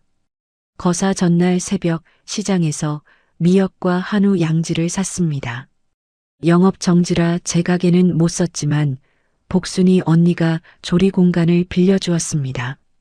미역을 찬물에 불리고 양지를 잘게 썰었습니다. 참기름에 소고기를 볶다가 미역을 넣고 물을 부었습니다. 뚜껑을 덮자 보글보글 끓는 소리가 새벽 시장 골목에 퍼졌습니다. 거품을 걷어내다 눈물이 한 방울 뚝 떨어져 국물에 섞였습니다. 아들아, 이게 엄마가 너한테 끓여줄 수 있는 마지막 미역국이 될 수도 있다. 이 미역국만은 거짓이 아니었습니다. 유리의 눈물도 한태수의 웃음도 닿지 못하는 진짜 어미의 음식이었습니다. 작전을 최종 점검했습니다. 오후 5시에 강준이를 집으로 오게 합니다. 그 전에 아파트 안에 먼저 들어가야 했습니다. 현관 비밀번호는 유리가 바꿔버린 상태였습니다. 하지만 강준이가 결혼 초에 만들어둔 비상 열쇠가 있었습니다. 37층 복도 소화전 뒤편 자석으로 붙여둔 여분의 열쇠. 예전에 저한테 말해준 적이 있었습니다. 유리는 모르는 열쇠였습니다. 은퇴 형사가 현직 후배에게 모든 증거를 넘겼다는 연락이 왔습니다. 경찰이 아파트 근처에 매복할 준비가 되어 있다고 했습니다. 시장 상인들도 각자 역할을 맡았습니다. 복순이 언니와 과일가게 사장이 주출입구에서 대기하고 명자가 지하주차장 입구를 지킵니다. 떡볶이집 아줌마가 후문을 막기로 했습니다. 도망칠 구멍을 전부 틀어막는 겁니다. 시장에서 40년간 장사하며 단련된 아줌마들이었습니다. 새벽 경매장에서 자리를 뺏기지 않으려고 밤새 서서 버티던 사람들이었습니다. 한번 자리를 잡으면 꿈쩍도 않는 게 이 사람들이었습니다. 밤이 깊어갔습니다. 미역국을 보온 용기에 담고 뚜껑을 꽉 닫았습니다. 내일이면 끝납니다. 내 아들이 무너질 수도 있습니다. 진실 앞에서 이 아이의 세계가 산산조각 날 수도 있습니다. 하지만 썩은 뼈 위에 세운 집은 어차피 무너지게 되어 있었습니다. 차라리 내 손으로 무너뜨리고 내 손으로 다시 세워주는 게 어미의 도리였습니다. 보온 용기를 가슴에 안았습니다. 미역국의 온기가 품 안에서 퍼져나왔습니다. 명자가 옆에서 이불을 덮어주며 제 등을 토닥였습니다. 고맙다는 말 대신 명자의 손을 한번 꾹 잡았습니다. 말하지 않아도 아는 사이였습니다. 새벽 4시 잠을 포기하고 일어났습니다. 세수를 하고 거울을 들여다보았습니다. 69회의 주름이 그대로였지만 눈빛이 달랐습니다. 새벽 경매장에서 경쟁자들 앞에 섰을 때의 그 눈이었습니다. 류마티스로 굽은 손가락을 쥐었다 폈습니다. 이 손으로 40년간 생선을 잡았습니다. 이 손으로 아들의 등록금 봉투를 세웠습니다. 이 손으로 오늘 내 아들의 목에 감긴 밧줄을 끊어야 했습니다. 장화를 신었습니다. 40년간 시장 바닥을 버텨온 이 고무장화가 오늘만큼은 전쟁터로 나가는 군화처럼 느껴졌습니다. 보온 용기를 한쪽 팔에 끼고 현관문을 열었습니다. 찬 공기가 얼굴을 때렸습니다. 뒤돌아보지 않았습니다. 아파트 단지에 도착한 건 아침 9시였습니다. 평소보다 일찍 온 건 한태수의 움직임을 먼저 확인해야 했기 때문이었습니다. 카페 창가에 앉아 건너편을 지켜보았습니다. 10시 반쯤 한태수가 나타났습니다. 검은 캡모자에 운동복 차림이었는데 평소와 달리 어깨에 백팩을 메고 있었습니다. 로비로 들어가는 걸음이 빨랐습니다. 출입카드를 찍는 손놀림에 여유가 없었습니다. 오늘 안에 마지막 짐을 빼려는 거였습니다. 명자에게 문자를 보냈습니다. 들어갔다. 지하 주차장 지켜. 명자에게서 바로 답이 왔습니다. 자리 잡았어. 복순이 언니와 과일가게 사장에게도 연락을 돌렸습니다. 모두 제 위치에 있다는 답이 왔습니다. 은퇴 형사에게도 연락했습니다. 경찰이 단지 뒤쪽 도로에 승합차를 대고 대기 중이라고 했습니다. 오후 1시 카페를 나왔습니다. 보온 용기를 든 팔이 뻣뻣했습니다. 아침부터 4시간을 앉아 있었더니 무릎이 삐걱거렸습니다. 아파트 정문으로 가지 않았습니다. 옆동 주민이 나오는 틈을 타서 측면 출입구로 들어갔습니다. 로비를 가로질러 엘리베이터를 탔습니다. 37이라는 숫자를 누르는 손가락이 떨렸습니다. 엘리베이터 문이 열렸습니다. 37층 복도는 조용했습니다. 발소리가 나지 않게 장화를 끌며 소화전 앞에 섰습니다. 빨간색 철제 문을 살짝 열고 뒤쪽을 더듬었습니다. 손끝에 차가운 금속이 닿았습니다. 자석에 붙어 있는 열쇠. 강준이가 말해준 그대로였습니다. 열쇠를 떼어내는 순간 손에서 힘이 빠져 하마터면 떨어뜨릴 뻔했습니다. 심호흡을 했습니다. 1번, 2번, 3번. 현관 앞에 섰습니다. 문 너머에서 소리가 들렸습니다. 서랍을 여닫는 소리, 지퍼를 잠그는 소리, 그리고 두 사람의 목소리. 한 목소리는 낮고 굵었고 다른 하나는 유리의 것이었습니다. 웃고 있었습니다. 내 아들의 집에서 내 아들의 인생을 짐 싸서 가져가면서 웃고 있었습니다. 열쇠를 넣고 돌렸습니다. 찰칵. 자물쇠가 풀리는 소리가 복도에 울렸습니다. 문을 밀었습니다. 거실이 눈에 들어왔습니다. 소파 위에 여행 가방이 2개 더 놓여 있었습니다. 가방 지퍼가 반쯤 열려 있었고 안에서 서류 뭉치와 현금 다발이 보였습니다. 식탁 위에는 여권 2개와 항공권이 펼쳐져 있었습니다. 신발장 문이 활짝 열려 있었습니다. 그 안에 있던 290짜리 구두는 이미 가방 안에 들어가 있었습니다. 유리와 한태수가 안방에서 나왔습니다. 한태수의 손에 강준이의 양복 가방이 들려 있었습니다. 유리는 보석함을 안고 있었습니다. 두 사람이 저를 보는 순간 얼어붙었습니다. 유리의 얼굴에서 웃음이 사라지고 핏기가 빠졌습니다. 한태수의 눈이 현관문과 저 사이를 번갈아 훑쳤습니다. 도주 경로를 계산하는 눈이었습니다. 저는 현관문을 등 뒤로 닫고 서서 말했습니다. 짐 다 쌌어? 유리가 먼저 입을 열었습니다. 놀랍게도 목소리가 차분했습니다. 수천 번 연습한 듯한 능숙한 표정 관리였습니다. 어머니, 이게 무슨 일이세요? 어떻게 들어오신 거예요? 저는 대답하지 않았습니다. 식탁 위에 여권을 집어들었습니다. 정유리라는 이름 옆에 사진이 붙어 있었습니다. 그리고 다른 여권을 펼쳤습니다. 사진은 같은 얼굴인데 이름이 달랐습니다. 정춘자, 가짜 여권까지 만들어둔 거였습니다. 여권을 유리의 얼굴 앞에 들어 올렸습니다. 정춘자 씨, 어디로 도망가려고? 유리의 눈이 흔들렸습니다. 입술을 깨물더니 이내 표정을 바꿨습니다. 차분함이 사라지고 날이 선 목소리가 나왔습니다. 어머니가 뭘 안다고 그래요? 당장 나가세요. 한태수가 유리 앞으로 한 발 나섰습니다. 덩치가 거실 절반을 가리는 것 같았습니다.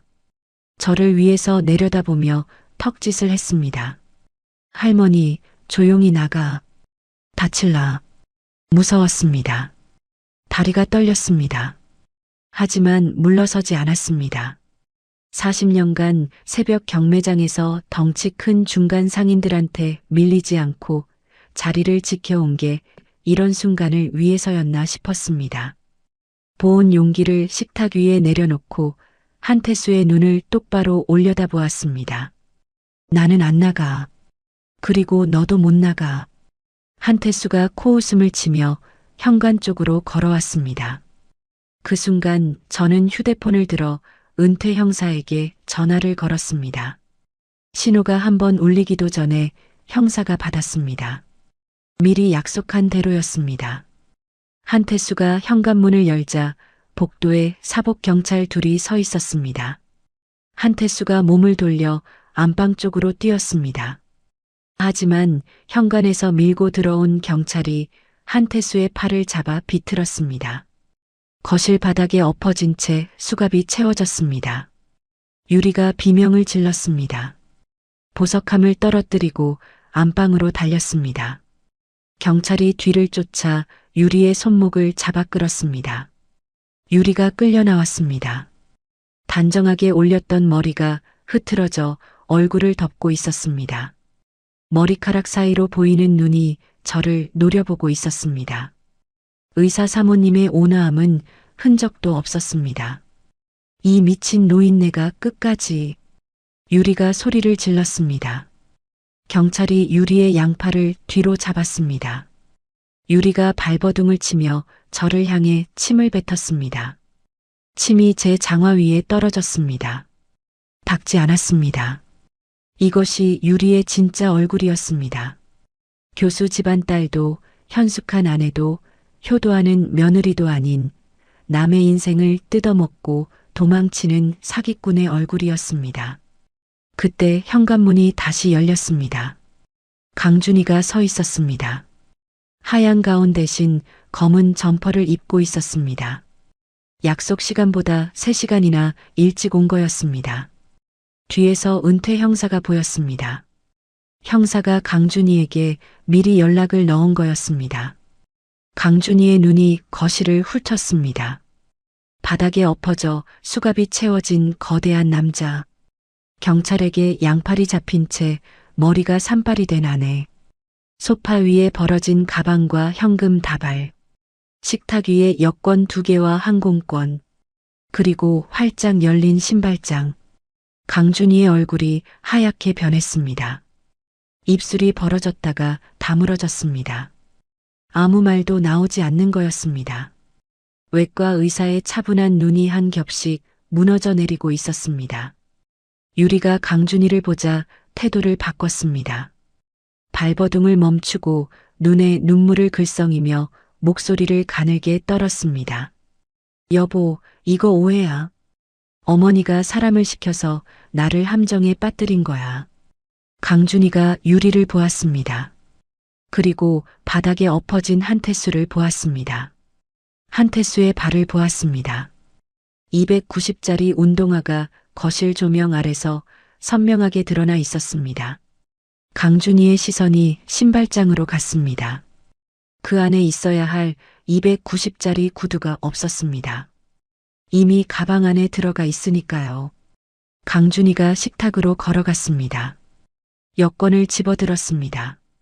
정유리, 정춘자 같은 사진, 다른 이름. 강준이의 손이 떨리기 시작했습니다. 항공권을 집어들었습니다. 내일 날짜, 편도. 고개가 천천히 돌아가 유리를 향했습니다. 이름이 뭐야? 목소리가 낮았습니다. 수술실에서 메스를 들 때보다 더 차갑고 더 조용한 목소리였습니다. 유리가 입을 열었습니다. 여보, 내 말 좀 들어봐. 이름이 뭐냐고. 강준이가 한 발 다가섰습니다. 유리가 뒷걸음질 쳤습니다. 더 이상 눈물 연기가 통하지 않는다는 걸 유리도 알았을 겁니다. 유리의 얼굴에서 마지막 가면이 벗겨졌습니다. 눈물이 멈췄습니다. 입꼬리가 일그러지더니 비웃음이 올라왔습니다. 정춘자, 그래서 어쩔 건데. 이미 다 빼냈어. 강준이의 무릎이 꺾였습니다. 식탁 앞에 주저앉았습니다. 양손으로 얼굴을 감쌌습니다. 어깨가 떨렸습니다. 소리가 나지 않았습니다. 울고 있는 건지, 웃고 있는 건지, 아니면 그냥 무너지고 있는 건지 알 수 없었습니다. 그 모습을 보는 순간 제 가슴이 갈기갈기 찢어졌습니다. 내 아들이 저렇게 바닥에 주저앉는 모습을 보려고 이 싸움을 한 게 아니었습니다. 하지만 이것을 거쳐야 했습니다. 골문 상처를 째야 고름이 빠지는 법이었습니다. 경찰이 유리를 데리고 현관으로 나갔습니다. 한태수도 일으켜 세워져 끌려나갔습니다. 유리가 문 밖으로 나가면서 마지막으로 저를 돌아보았습니다. 그 눈에 분노도 후회도 없었습니다. 계산이 틀어진 도박꾼의 씁쓸함만 남아 있었습니다. 거실에 저와 강준이 둘만 남았습니다. 경찰이 남기고 간 정적이 무거웠습니다. 강준이가 여전히 바닥에 앉아 얼굴을 감싸고 있었습니다. 저는 식탁 위에 놓아둔 보온 용기를 집어들고 강준이 앞에 무릎을 꿇었습니다. 뚜껑을 열자 미역국 냄새가 퍼졌습니다. 새벽에 끓인 국이 아직 따뜻했습니다. 강준이가 손을 내렸습니다. 눈이 벌겋게 부어 있었습니다. 제 얼굴을 보더니 보온 용기를 보더니 입술이 비틀어졌습니다. 엄마. 그 한마디에 담긴 것이 너무 많았습니다. 미안함, 부끄러움, 원망, 슬픔, 그리고 오래전에 잃어버렸던 아들의 목소리. 강준이가 제 무릎에 이마를 묻었습니다. 38살 외과 의사의 어깨가 아이처럼 들썩였습니다. 저는 아들의 머리를 쓸어내렸습니다. 류마티스로 굽은 손가락이 아들의 머리카락 위를 지나갔습니다. 말을 하지 않았습니다. 할 말이 없어서가 아니라 이 순간에는 말보다 손이 먼저여야 했으니까요. 창문 너머로 오후 햇살이 거실에 비스듬히 들어왔습니다. 열린 신발장 안이 텅 비어 있었습니다. 290짜리 구두도 외제차 열쇠도 감춰둔 모든 비밀도 사라지고 그 안에는 아무것도 남아있지 않았습니다. 비어있는 것이 이렇게 깨끗할 수 있다는 걸 그때 처음 알았습니다. 유리와 한태수가 끌려간 뒤 강준이는 사흘간 입을 열지 않았습니다. 병원에도 나가지 않았습니다. 아파트에 혼자 틀어박혀 불도 켜지 않은 채 소파에 앉아 있었다고 합니다. 제가 가져다 준 미역국도 손을 대지 않았습니다. 냉장고에 넣어둔 국이 그대로 굳어 있었습니다. 현관 앞에 서서 초인종을 눌러도 대답이 없었습니다. 문 너머로 숨소리만 겨우 들렸습니다. 살아있다는 것만 확인하고 돌아서야 했습니다. 그 복도가 세상에서 가장 긴 복도였습니다. 나흘째 되는 날 아침 강준이에게서 전화가 왔습니다. 새벽 5시였습니다. 시장으로 가려고 장화를 신던 참이었습니다. 강준이의 목소리가 모래를 삼킨 것처럼 거칠었습니다. 엄마, 경찰서 같이 가줄 수 있어? 그 한마디가 얼마나 반가웠는지 모릅니다. 아들이 드디어 현실을 향해 발을 내디딘 거였습니다. 경찰서에 함께 갔습니다. 강준이가 피해자 진술을 하는 동안 복도 의자에 앉아 기다렸습니다. 2시간이 넘게 걸렸습니다. 문이 열리고 강준이가 나왔을 때 눈이 충혈되어 있었지만 나흘 전 바닥에 주저앉았던 그 모습은 아니었습니다. 턱을 세우고 서 있었습니다. 의사가 진단서를 쓸 때의 그 단단한 표정이 돌아와 있었습니다. 수사 결과가 하나씩 나왔습니다. 유리 아니 정춘자는 강준이와 결혼하기 전에도 같은 수법으로 2명의 남자를 털어먹은 전력이 있었습니다. 한태수와는 5년 넘게 짝을 이뤄 활동한 사이였습니다. 둘이 함께 빼돌린 금액이 총 5억 원이 넘었습니다. 강준이의 통장에서 빠져나간 돈, 인감을 도용해 병원 건물에 걸려던 사채, 시장 상인들에게 거둔 투자금까지 전부 합산한 금액이었습니다. 사채 계약은 제가 들이닥치기 하루 전에 성사될 뻔했는데 경찰이 사채업자에게 미리 연락을 넣어 막아낸 거였습니다. 하루만 늦었으면 병원 건물을 잃을 뻔했습니다. 은퇴 형사가 수사 진행 상황을 알려줄 때마다 가슴이 서늘해졌습니다. 유리의 집에서 압수한 물건 중에 강준이 이름으로 된 대출 서류가 3건이나 더 나왔다고 했습니다. 강준이가 모르는 사이에 강준이 명의로 빚이 만들어지고 있었던 겁니다. 훔쳐간 인감과 위조 서명으로요. 만약 석 달만 더 늦게 발견했으면 강준이는 빚더미에 깔려 병원은커녕 의사 면허까지 위태로워질 수 있었습니다. 경찰 조사가 진행되는 동안 강준이가 달라지기 시작했습니다. 2주일째 되는 날 강준이가 시장으로 저를 찾아왔습니다. 영업 정지가 풀린 제 가게 앞에 서 있었습니다. 양손에 비닐봉지를 들고 있었는데 안에 페인트 통과 붓이 들어 있었습니다. 아무 말 없이 셔터를 올리더니 가게 벽을 칠하기 시작했습니다. 위생 점검 때 딱지가 붙었던 자리, 노란 풀 자국이 남아있던 그 자리를 하얀 페인트로 덮어갔습니다. 붓질이 서툴러서 페인트가 바닥에 뚝뚝 떨어졌습니다. 수술실에서 메스를 쥐던 그 정교한 손이 페인트 붓 앞에서는 어린아이 같았습니다. 저는 옆에 서서 말없이 지켜보았습니다. 강준이의 팔뚝에 힘줄이 돋을 때마다 하얀 페인트가 벽 위로 펴졌습니다. 한 번 칠하고 또 칠하고 같은 자리를 3번, 4번 더 칠했습니다. 노란 딱지 자국이 하나씩 사라질 때마다 강준이의 눈가가 붉어졌습니다.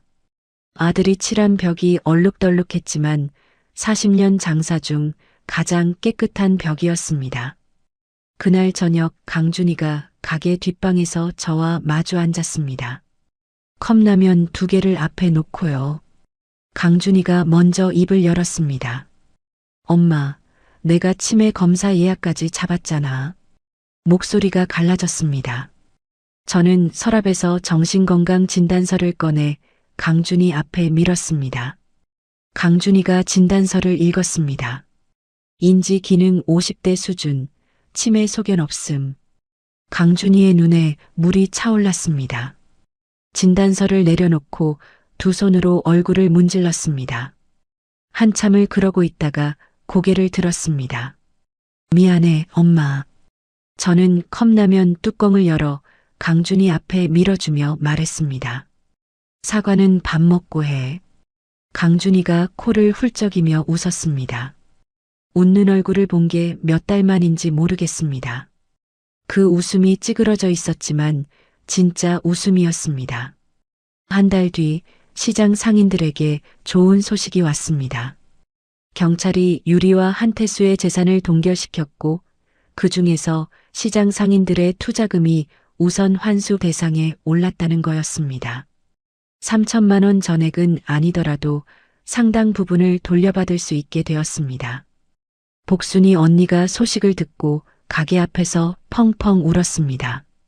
떡볶이집 아줌마가 복순이 언니를 안고 같이 울었습니다.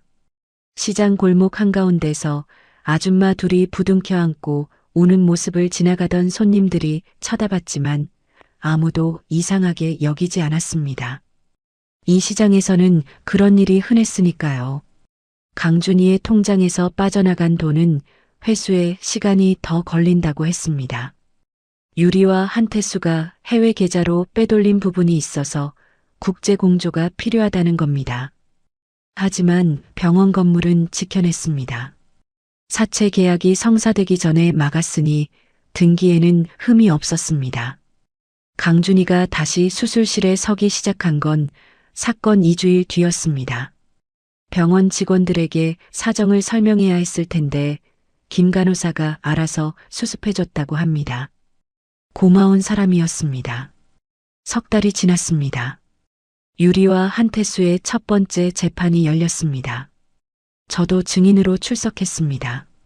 법정에 들어서는 순간 다리가 떨렸지만 명자가 옆에 앉아 제 손을 잡아주었습니다. 유리가 피고석에 앉아 있었습니다. 남색 정장도 진주 목걸이도 없었습니다. 구치소 복장을 입고 고개를 숙이고 있었습니다. 저와 눈이 마주쳤을 때 유리가 고개를 돌렸습니다. 그 옆에 한태수가 앉아 있었는데 290짜리 발이 구치소 슬리퍼 밖으로 삐져나와 있었습니다. 증인석에 서서 처음으로 공식적인 자리에서 입을 열었습니다. 신발장에서 구두를 만졌던 그 밤부터 카페에서 아들 집을 감시하던 날들, 시장 상인들의 돈이 사라진 이야기까지 40분 넘게 말했습니다. 목이 타서 물을 2번 마셨습니다. 판사가 제 말을 끊지 않고 끝까지 들어주었습니다. 시장 아줌마의 말을 이렇게 진지하게 들어주는 사람은 처음이었습니다. 마지막에 판사가 물었습니다. 이 모든 과정에서 가장 힘들었던 것이 무엇이었느냐고요. 저는 잠시 생각한 뒤 대답했습니다. 내 아들이 저를 미친 사람 취급했던 순간이요 라고. 법정이 잠깐 조용해졌습니다. 증인석에서 내려올 때 방청석에서 강준이가 저를 보고 있었습니다. 눈이 부어 있었지만 고개를 꼿꼿이 세우고 앉아 있었습니다. 제가 그 앞을 지나갈 때 강준이가 조용히 제 손을 잡았습니다. 잠깐이었지만 손에 힘이 들어가 있었습니다. 고맙다는 말 대신 손으로 전해지는 것이었습니다. 재판이 끝나고 법원 앞 계단을 내려오는데 명자가 물었습니다. 순호가 이제 좀 쉬어도 되지 않아? 저는 고개를 저었습니다. 내일 새벽 경매가 3시부터였습니다. 영업 정지가 풀린 뒤로 밀려든 단골들 주문을 맞추려면 생선을 넉넉히 떼와야 했습니다. 쉴 틈이 없었습니다. 하지만 그게 싫지 않았습니다. 시장 바닥에 서서 생선 비늘을 긁고 손님과 값을 흥정하고 얼음 위에 생선을 가지런히 올려놓는 그 일장이 다시 돌아왔다는 것 자체가 기적이었으니까요. 다음 날 새벽 3시 경매장에 섰습니다. 공기가 차가웠습니다. 입김이 하얗게 피어올랐습니다. 형광등 불빛 아래 고등어와 갈치가 스티로폼 상자에 빼곡하게 담겨 있었습니다. 얼음 위에서 은빛 비늘이 반짝였습니다. 이 냄새, 이 소리, 이 차가운 공기. 40년간 매일 맞고 듣고 느꼈던 것들이 오늘따라 새 것처럼 느껴졌습니다. 경매사의 목소리가 새벽 공기를 가르며 울렸습니다. 손을 들어 가격을 불렀습니다. 목소리가 우렁찼습니다. 옆에 선 젊은 상인이 제 목소리에 놀라 쳐다봤습니다. 69 먹은 할머니가 새벽 경매장에서 지지 않겠다고 소리를 지르고 있으니 놀랄만 했겠죠. 경매가 끝나고 고등어 상자를 트럭에 실었습니다. 시장으로 돌아와 셔터를 올리고 얼음을 깔았습니다. 고등어를 한 마리씩 올려놓으며 생각했습니다. 이 고등어 한 마리에 제 40년이 담겨 있었습니다. 비린내 속에서 아들을 키웠고 비린내 속에서 아들을 지켰습니다. 그리고 비린내 속에서 다시 하루를 시작하고 있었습니다. 아침 7시 첫 손님이 왔습니다. 김 간호사였습니다. 출근 전에 들른 거였습니다. 고등어 2마리를 집어들며 웃었습니다. 사장님, 이 고등어 없으면 우리 집은 못 살아요. 저도 웃었습니다. 고등어를 신문지에 싸서 건네며 1,000원을 깎아줬습니다. 김 간호사가 손을 흔들며 돌아가는 뒷모습을 보며 생각했습니다. 세상은 이렇게 돌아가는 거였습니다. 생선을 팔고 밥을 짓고 아픈 사람을 고치고 다시 생선을 사러 오는 겁니다. 거창한 것이 아니었습니다. 진열대를 정리하다가 주머니에서 휴대폰이 울렸습니다.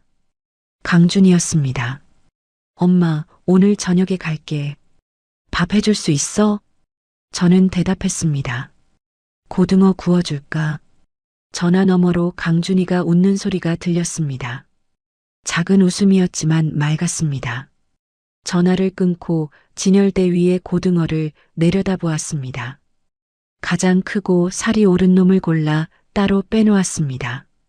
비늘이 단단하고 눈알이 맑았습니다. 좋은 생선이었습니다. 오늘 저녁 내 아들에게 구워줄 고등어였습니다. 시장 골목에 아침 햇살이 쏟아지고 있었습니다. 비린내와 된장찌개 냄새와 호객 소리가 뒤섞인 이 소란스러운 공기가 오늘따라 유난히 따뜻했습니다. 오늘의 사연 어떠셨나요? 사연이 마음에 닿았다면 더 좋은 사연으로 찾아뵐 수 있도록 구독과 좋아요를 눌러주세요. 그리고 사연의 주인공을 위한 따뜻한 말씀도 댓글로 부탁드립니다. 여러분의 오늘을 응원합니다. 인생 소풍이었습니다.